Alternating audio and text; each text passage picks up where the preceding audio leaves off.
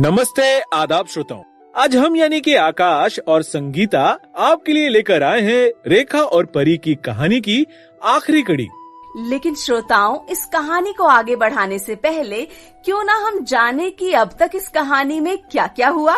इस कहानी की शुरुआत हुई थी अमन और परी की शादी के साथ।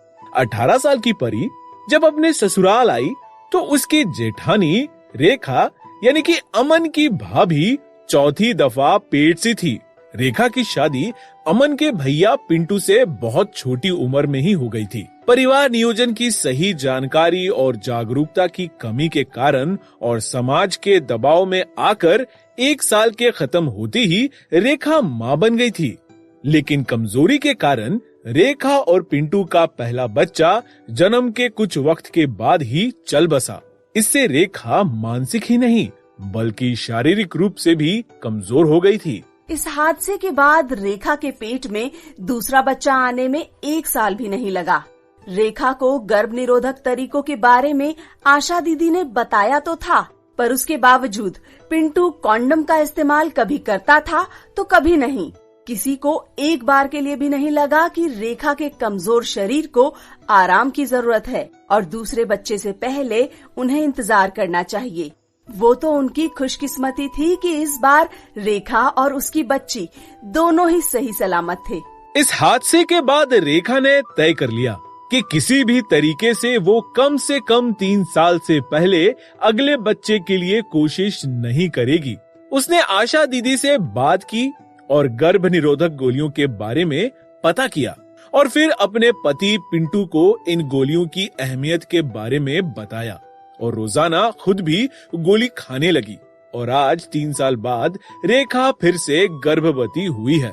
तो ये तो थी रेखा की जिंदगी की आप बीती।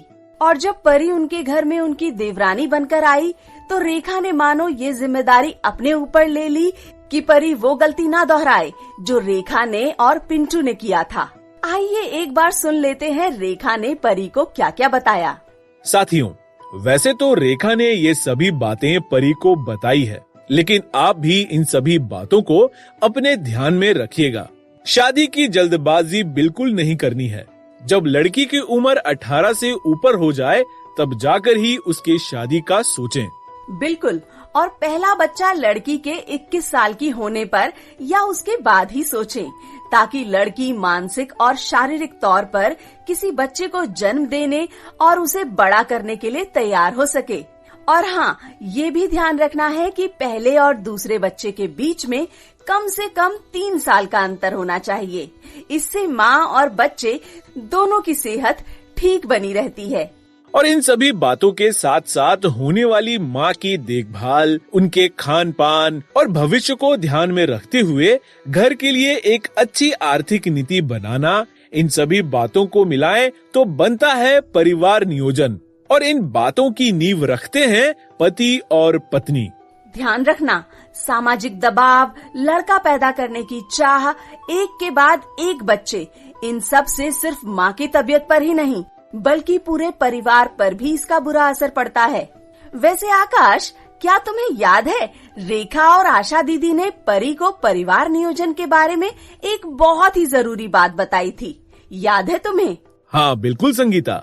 साथियों, हम बात कर रहे हैं हम दो हमारे दो के बारे में, या फिर कह सकते हैं कि छोटा परिवार सुखी परिवार। और इसके लिए जरूरी है बच्चों में सही अंतर रखना, जिसके लिए जरूरी है पुरुषों को कॉन्डम, नसबंदी और महिलाओं को गर्भ निरोधक गोलियां, माला डी, नसबंदी, कॉपर टी जैसे तरीके अपनाने चाहिए। लेकिन आकाश, कई लोगों का मानना है कि इन तरीकों को अपनाना सही नहीं है और सेहत पर भी इसका बुरा असर पड़ता है या फिर शारीरिक सुख में कमी आती है। नहीं, ऐसा मानना बिल्कुल गलत है। इन तरीकों को अपनाने से न ही शारीरिक सुख में कमी आती है और न ही सेहत पर इसका बुरा असर पड़ता है। साथ ही अगर इन तरीकों के बारे में आप और जानना चाहते हैं तो नजदीकी स्वास्थ्य कार्यकर्ता से आप पूछ सकते हैं। बिल्कुल।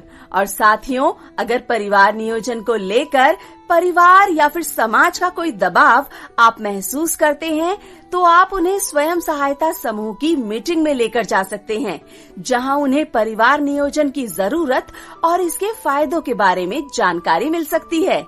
वैसे आकाश, हमें लगता है कि हमने उन सभी बातों के बारे में बात कर ली है जो हमने रेखा और परी की पिछली सभी कड़ियों में की थी। तो क्या अब तुम हमारे साथियों से कुछ पूछना चाहोगे? बिल्कुल, जरूर पूछना चाहेंगे। साथियों, हमें बताएं कि परिवार नियोजन से जुड़ी अब तक की मिली सभी जानकारी का आपने क्या किया?